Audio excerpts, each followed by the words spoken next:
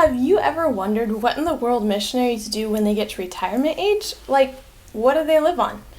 I haven't even thought of it that much before, but it's a good question. Like, if you haven't saved anything, if you haven't been, earning money to pay taxes on, what do you live on?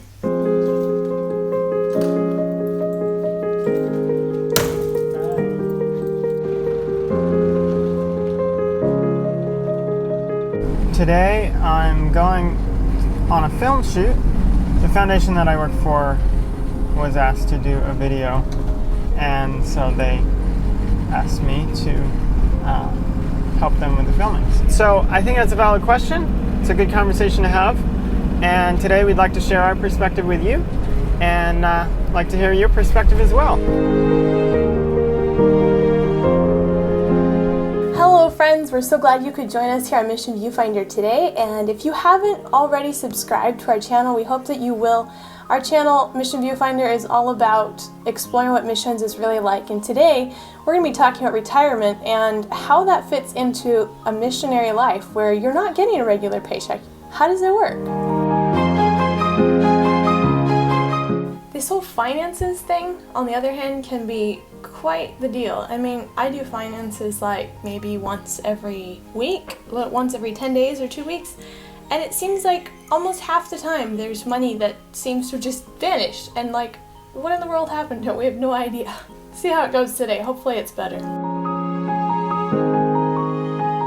The question got me thinking though, what about people in Jesus' day? Like, what did they do? They didn't have retirement. I mean, I don't think they even had savings. Did Paul have savings? Did Peter have savings? Did John have savings? I don't think so.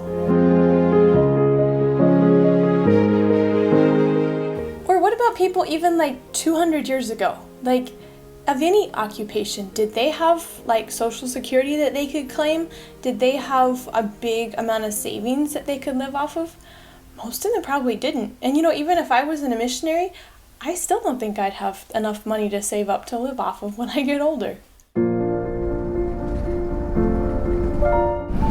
The way I look at it is God is a really big God, and He obviously has a plan for our lives now. He's providing for us now, and I really don't have any reason to believe that God's going to abandon us if time lasts and we end up getting old.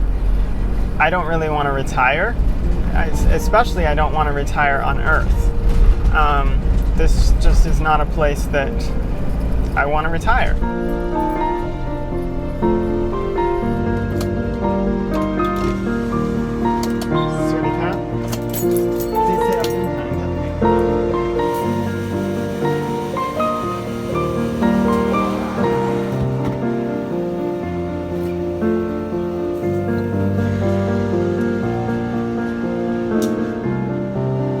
I think really the whole idea of wanting to have a significant sum of money set aside for retirement is, it can be, some people, that's the way God works, that's the way God leads. But really, if God calls you overseas and you make that an issue of keeping you home, then I think that's an indication that there's not total surrender happening. If I had said, "Oh no, I can't be a missionary overseas because I have to work a good job and so I can have a good retirement," that's putting myself before God and not exhibiting trust in God for that time. So it's kind of like we have to really just completely give it all to God. That's what He wants, and just let Him deal with that, because God's really, really, really big.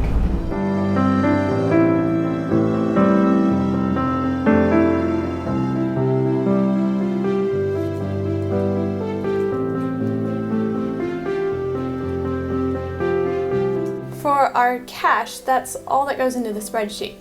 But that's only half of it. The other half is to actually count the money and see if it matches.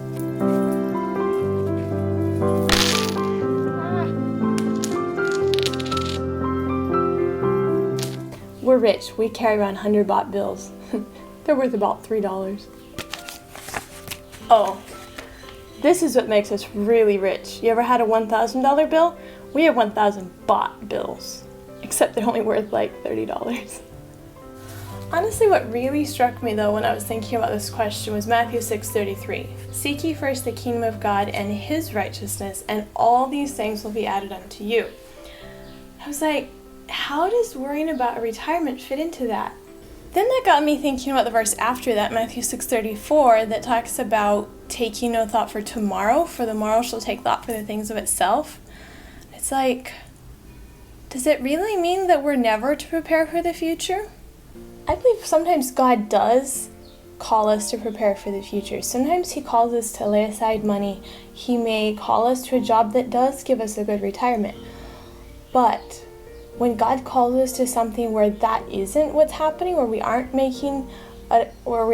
getting a good retirement set aside for us, and we aren't saving a lot of money, God says, make me first and I will take care of you.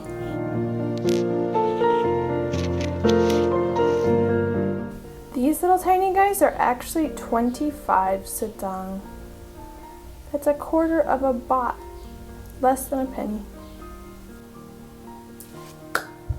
It matches! What my spreadsheet says we should have and what we actually have in cash matches up, and I am so happy because this doesn't always happen.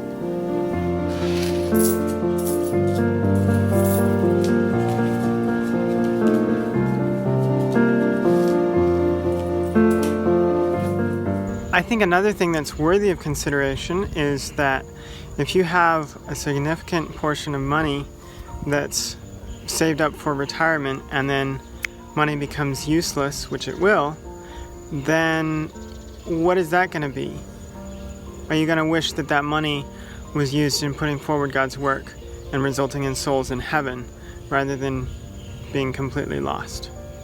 Again, that's between you and God. That's just the way I look at it, is I wouldn't want to have a whole bunch of money sitting there that is just gone, that could have been used for eternal treasure.